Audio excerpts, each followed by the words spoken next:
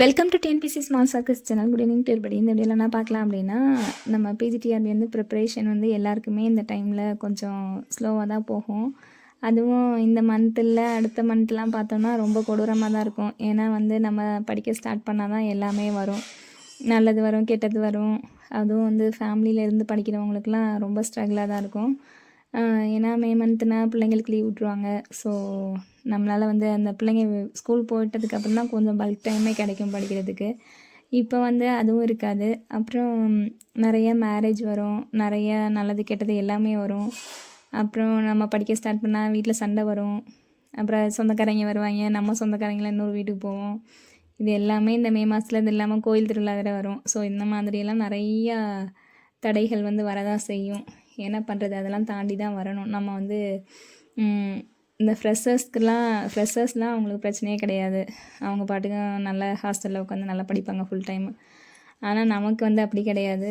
நம்ம வந்து ஃபேமிலியையும் அட்ஜஸ்ட் பண்ணி குழந்தைங்க எல்லாத்தையுமே பார்த்து தான் போகணும். அதனால் வந்து இந்த மந்த் வந்து நமக்கு கொஞ்சம் கஷ்டமான டைம் தான். இருந்தாலும் நமக்கு இன்னும் டேஸ் கம்மியாக தான் இருக்குது. நவம்பரில் நமக்கு நோட்டிஃபிகேஷன் அப்படின்னு சொல்லும்போது நமக்கு வந்து 100 டேஸ் தான் இருக்குது. நவம்பர் அப்படின்னு சொல்லியிருக்காங்க. நவம்பர் 1ஆந்தேதி ஃபஸ்ட் வீக்கில் வருது அப்படின்னு எடுத்துகிட்டோன்னா 100 டேஸ் தான் இருக்குது.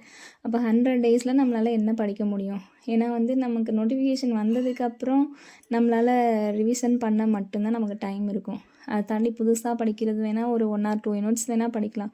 அதர்வைஸ் வந்து எல்லாத்தையும் படிக்கிறது அப்படின்றலாம் சாத்தியமே கிடையாது. அதனால் இப்போ இருக்க டைமை என்ன தான் கஷ்டம் வந்தாலும் அந்த கஷ்டத்தையும் தாண்டி நம்ம அதை எப்படி வந்து மேனேஜ் பண்ணுறோன்றது தான் இருக்குது.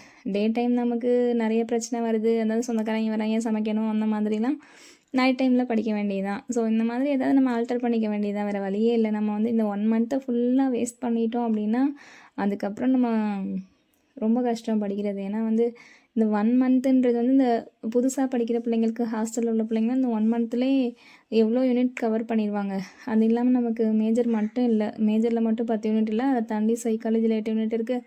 அப்புறம் தமிழ் படிக்கணும், அப்புறம் ஜிகே வேறு படிக்கணும்.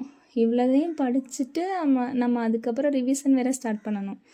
அதனால நம்ம இந்த மே மந்த்து தானே, நல்லது கெட்டது எல்லாத்துக்குமே இருக்கும், நமக்கு இருக்கும் அப்படின்னு நினச்சி நம்ம அந்த நாட்களை வந்து வேஸ்ட் பண்ணோம் அப்படின்னா அதுக்கப்புறம் கஷ்டப்பட போகிறது நம்ம தான்.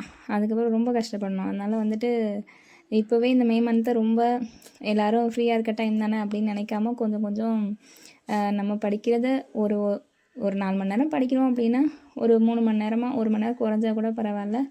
ஆனால் சுத்தமாகவே படிக்கலை மே மந்த்து அப்படின்னு சொல்லி சொன்னோன்னா கஷ்டம்.